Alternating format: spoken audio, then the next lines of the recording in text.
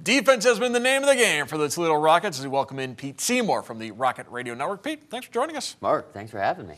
Vince Karras has done a fantastic job with this Rocket defense. We know his pedigree, what he did at Mount Union as a head coach. Shouldn't be that big of a surprise that is carried over as a defensive coordinator at the D1 level. Absolutely not. And Mark, right now, this defense, I don't want to say he's carrying them, but you can't be asking this Toledo defense to be playing any better than they are right at this moment. The defensive line, coached by LaTroy Lewis, former defensive tackle for the Oakland Raiders. They have really stepped over the last few weeks. The secondary, we talk about it pretty much every week, the strong point coming into this year, and they just keep getting stronger week in and week out, including this past week.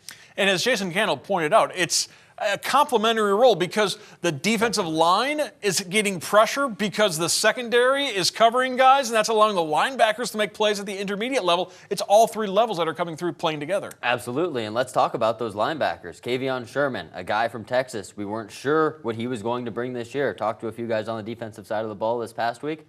Bright surprise, to say the least, right next to him. Chris Apollonia, kid from Pittsburgh, battled through injuries last year, stepped up in a huge way. Kavion, leading tackler on the team. I asked him earlier in the year, Mark, what's the goal for Kavion Sherman this year at the Division I level? And he said, you know what, maybe 100 tackles, and that might be a little ambitious, but guess what? He's climbing right up there right now. The defensive line is playing really well, holding their blocks, letting the linebackers come downhill just a little bit more, and yeah, the secondary is manning up and just playing such tight coverage, and when you have linebackers flying around the field, that also gives trust to your secondary as well, and they're making plays. Those DBs are just continually going from Toledo on to the NFL. Of course, we know Quinyon Mitchell has done. We know Emmanuel McNeil Warren is supposed to be the next guy in line, but maybe another Toledo guy, Toledo native guy, Braden Alls could be the next guy to go to the NFL out of that secondary, the way he's performed this season. Yeah, how about Braden Alls earlier in the year? 4 picks in 3 games, gets another big interception this past week against Miami. His 5th one of the year. That is tied for the most in the country. And the last time a Toledo Rocket had 5 interceptions in a season, well, guess what? It was Quinyon Mitchell back in 2023. In 4 of those, that tied a school record with 4 in a game against Northern Illinois. And actually, to add on to that, too, I talked to Avery Smith this past week for a little bit. Hadn't caught up with him in a few years.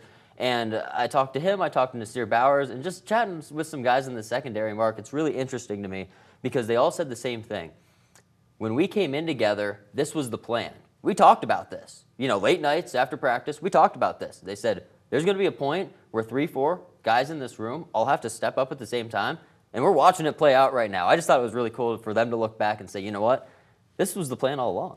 Other side of the ball in that win at Miami, impressed with the way Tucker Gleason was able to overcome those 2 first-quarter interceptions. Now, granted, the first pick, he did everything right except maybe threw it a half foot too short. Yep. Second was a tipped pass, but you had 2 interceptions in the first quarter. You bounced back and finished strong.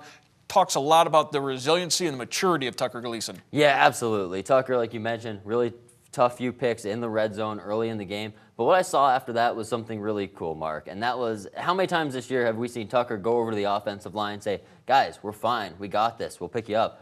Well, each and every offensive lineman went over to Tucker after those picks and said, Tucker, you're fine. Keep playing like you're playing. We're going to protect you. And what Coach Candle said a few weeks ago, Mark, when he has those lanes early in the game and he can look down the field and make some plays, the receivers are going to make plays for him. And, hey, Junior Vandeross, another great game this past week. And I think they're starting to find some of those secondary, maybe that third guy, and stepping up in the wide receiver room right now. So this week, Rockets at home Saturday afternoon taking on Ball State, a Cardinal team that has fallen out of the MAC title race, but they still need to get wins to become bowl eligible. So they've got a lot to play for as they come into the Glass Bowl. Absolutely. This is going to be a very hungry Cardinal team. Last time these two teams played back in 2023, low-scoring game. I think it was Penny Boone on the ground, 13-6 Rocket victory. Don't know what the weather exactly is going to be yet, but look for Toledo to establish that run game. And try and open up that passing game like we've seen the last few weeks. For Ball State, well, they have a dual-threat quarterback. Kid's a really good player. He's an athlete out there. He can get the ball down the field, and we'll see if those linebackers, you know, and I thought we were going to see this last week kind of as a little test against Daquan Finn. Obviously, that didn't happen.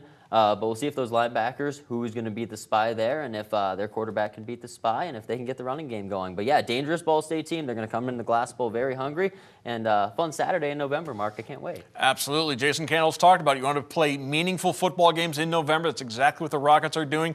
They are still in the MAC title race. There's still no real clarification. It's the same story from the last couple of weeks. Rockets need to continue to win, get some help. Next week, I think next week we'll finally be able to really have a crystal clear picture of who could go to Detroit as we get to the final week of the regular season. But first, the Rockets need to get the win over Ball State before they finish up at Central Michigan. I want to thank Pete Seymour from the Rocket Radio Network. Thanks, Pete. It's the best time of the year, Mark. Thank you for having me.